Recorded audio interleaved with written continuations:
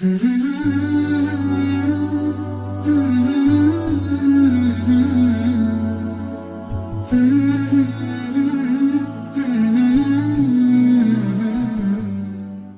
ini hadis Nabi SAW, riwayat Imam Muslim. Tadi itu riwayat Imam Muslim, ini juga riwayat Imam Muslim dan Imam Tirmidzi. Umar bin Khattab radhiyallahu anhu menceritakan sabda Nabi SAW, "Ma minkum min ahadin yatawadda'u fayusbighul wudu'a thumma yaqul asyhadu an la ilaha illallah wahdahu la syarika lah wa asyhadu anna Muhammadan abduhu wa rasuluh illa futihat lahu abwabul jannati tsamaniyah yadkhulu min ayyaha sya'." Tidak ada seorang pun dari kalian berwudu lalu menyempurnakan wudunya, kemudian mengucapkan asyhadu an la ilaha illallah wahdahu la syarikalah wa asyhadu anna Muhammadan abduhu wa rasuluh. Aku bersaksi bahwasanya tidak ada Tuhan yang paling berhak disembah diibadahi kecuali Allah dan tidak ada sekutu baginya, dan aku bersaksi bahwasanya Muhammad benar-benar hamba dan utusannya, melainkan dibukakan baginya 8 pintu surga, ia dapat memasukinya dari mana saja ia suka. Apa ini? Wudu, wudu, hanya wudu, wudu terus syahadat. Kenapa malas wudu? Ini yang masih malas wudu kalau mau tidur nih, siapa ini? Hah? Kenapa malas wudu mau tidur? Wudu, Nabi SAW suruh. Dalam sebuah hadis dikatakan, kalau seseorang hamba tidur dalam keadaan bersuci, wudu, maka Allah akan titipkan bersamanya malaikat di ranjangnya, yang setiap kali dia bergerak, malaikat itu mengatakan, ya Allah ampunilah dia. Balik kiri kanan lagi tidur kita nggak sadar, malaikat minta, ya Allah ampuni, ya Allah rahmati. Dan Allah akan mudahkan dia kalau mau tidur, kalau tidur wudu itu, mau bangun sholat malam Allah bangunin, mau bangun sholat subuh Allah bangunin. Kenapa nggak mau wudu nih? Kenapa malas wudu? Wudu ini kalau disempurnakan, diikuti dengan syahadat saja, habis itu masuk dari 8 pintu surga yang mana dia mau. Berapa menit tuh wudu? Balasannya bisa pilih pintu surga, ya Allah yang ke-8 deh saya mau masuk nanti di akhirat. Hanya wudu. Wudu itu bukan cuma untuk sholat, makanya para sahabat selalu wudu, batal wudu, batal wudu. Selalu, nggak pernah berhenti. Harus wudu. Tapi makna hadis ini adalah pelajaran pertama, Bapak Ibu sekalian, siapa yang berwudu dan menyempurnakan wudunya, menyempurnakan wudunya. Penyempurnaan wudu adalah menjalankan seperti sunnah Nabi SAW. Ingat, yang paling pertama niat dalam hati mau wudu karena Allah perintahkan. Yang kedua, harus minimal tempat yang paling standar, minimal ya. Seperti misal wudu itu pergelangan tangan yang diperintahkan. Ini pergelangan tangan. Ini batas minimal. Penyempurnaannya adalah menyentuh semua batas minimal. Kurang sedikit wudunya nggak sah, sholatnya nggak sah. Makanya ada makna hadis menyempurnakan wudu. Maksudnya adalah menyempurnakan tempat minimal, dan kalau Bapak Ibu lebihkan jauh lebih baik. Sabda Nabi SAW, saya ingin sekali bertemu dengan saudara-saudara saya.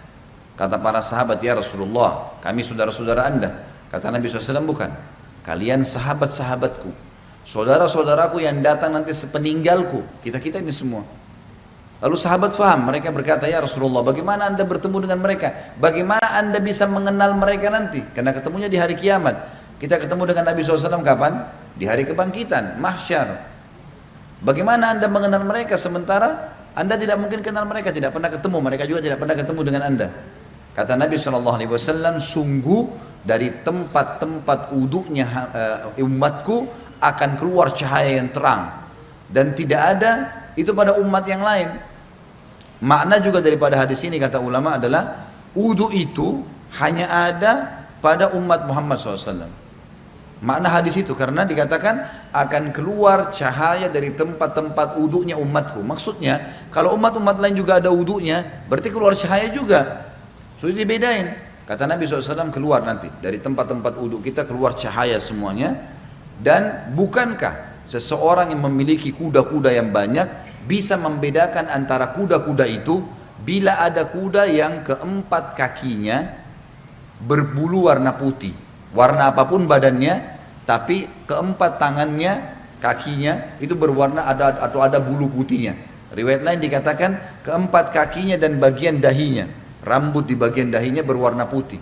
Pasti bisa dibedakan, oh ini kuda lain karena warnanya kombinasi putih sama yang lainnya.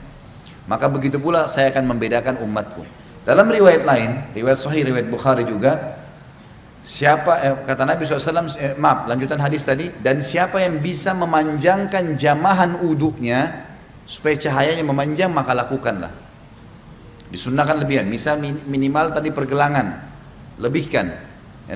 Minimal wajah seperti ini maka dilebihkan sampai di bawah dagu.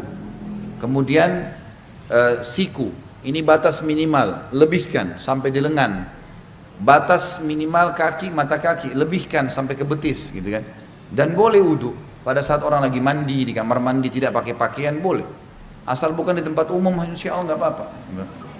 Loh iya, kamar mandi kita sendiri ada pintunya tertutup nggak ada masalah. Karena pernah ada yang bilang gitu, Ustadz boleh nggak saya wudu sementara saya mandi, atau saya harus tutup dengan sarung atau handuk? Kalau sendirian nggak ada masalah, nggak ada larangan di situ. Nah kita boleh. Nah pada saat itu justru kesempatan melebihkan. Siku bisa dilebihkan, mata kaki bisa dilebihkan, kan bisa dilebihkan gitu kan, kesempatan pada saat itu. Wudu yang benar, yang dikatakan sempurna adalah contohnya mengambil air dengan dua telapak tangan kanan, dua telapak tangan, kemudian kalau keran lagi jalan juga begitu, menarik dari sisi punggung kanan ke pergelangan dengan tangan kiri. Ini dulu dimulai tarik dari sini, dilebihkan ini batas minimal lebihkan. Kemudian tangan kanan menarik untuk tangan kiri juga sampai lebih dari batas minimal sampai ke sini kurang lebih. Kemudian baru mempertemukan antara punggung dalam dua-duanya dan menyelat-nyelatkan di antara dua jari. Karena ini sunnah, Nabi SAW menyuruh menyelat-nyelatkan. Jadi ini baru satu ya, ini baru satu. Kemudian diulangin pelan-pelan, sempurnakan. Balasannya hanya sempurnain ini, syahadat masuk surga. Buru-buru gitu kan. Pelan-pelan, 1, 2, sampai 3 selesai. Yang selanjutnya mengambil air di telapak tangan, kemudian memasukkan setengahnya ke mulut sambil kumur-kumur, sisanya dihirup di hidung. Kemudian sementara mulut kita kumur-kumur, tangan kiri membuang yang di hidung, baru kemudian yang di mulut dibuang. Itu satu. Sebagian dalam mazhab Malikiyah dianjurkan agar ya menggosok mulut dengan jari. Terutama yang saya katakan adalah di bagian depan gusi, karena biasanya di sini ada lendir yang membuat bau mulut nggak enak. Kita kalau uduk sebentar misalnya lagi kumur-kumur, bapak ibu coba masukin di bagian depan ini sering ada lendir 4 sisi ini. Itu kalau dikeluarin bau mulutnya jadi hilang. Itu dianjurkan. Sebagian juga ulama mengatakan dianjurkan kumur-kumur maksimal, karena ada hadis yang lain berbunyi, tidak ada seorang umatku, tidak ada seseorang pun dari kalian berwudu seperti wuduku ini, Nabi SAW praktikin, kecuali akan berjatuhan semua dosa-dosanya bersamaan dengan tetesan air terakhir. Termasuk di sini kumur-kumur dimaksimalin supaya dosa mulutnya jatuh semuanya, gitu kan? Kemudian wajah, ini tentu 3 kali diambil, dimasukkan di mulut sambil kumur-kumur, lalu sisanya dihirup, dibuang dengan tangan kiri. 1, 2, 3. Setelah itu mengambil air dengan 2 telapak tangan, kemudian dari awal tumbuhnya rambut sampai 2 jari di bawah dagu, dari awal kuping kanan dengan kuping kiri, dimasukkan di wajah, kemudian diputar. Ini 1, gitu kan? Kemudian 2, ini semuanya kena, dan seterusnya 3. Bagi teman-teman yang berjenggot tentu diselat-selatkan, sunnahnya begitu. Diselatkan jari di antara jenggotnya, sebagaimana mungkin kalau jenggot seperti saya mungkin dimasukkan begitu. Kemudian telapak tangan kanan ditarik dari sisi kanan punggung, ditarik sampai ini, ingat ini batas minimal.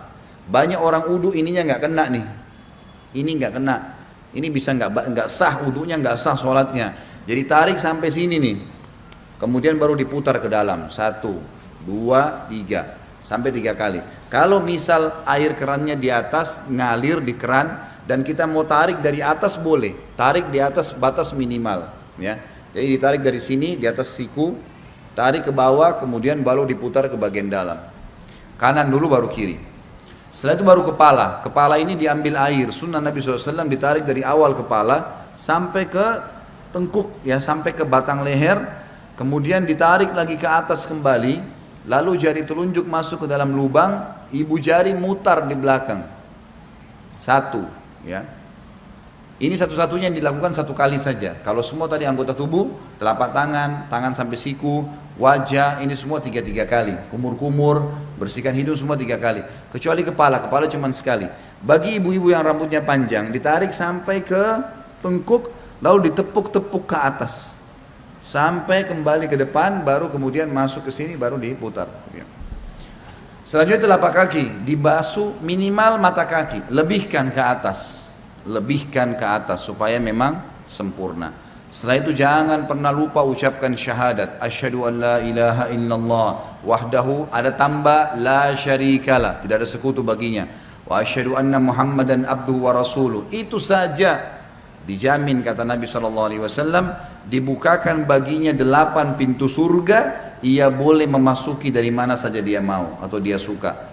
Di dalam hadis yang lain disebutkan bahwasanya Nabi SAW bersabda, riwayat Imam Tirmidzi, siapa yang membaca setelah syahadat Allahumma ja'alni minat tawwabina, sebaiknya dia membaca setelah syahadat Allahumma ja'alni minat tawwabina wa ja'alni minal mutatahhirin. Ya Allah, jadikanlah saya selalu orang-orang yang bertaubat, dan jadikan saya orang-orang yang selalu, ya, bersuci, bersih. Allahu a'lam.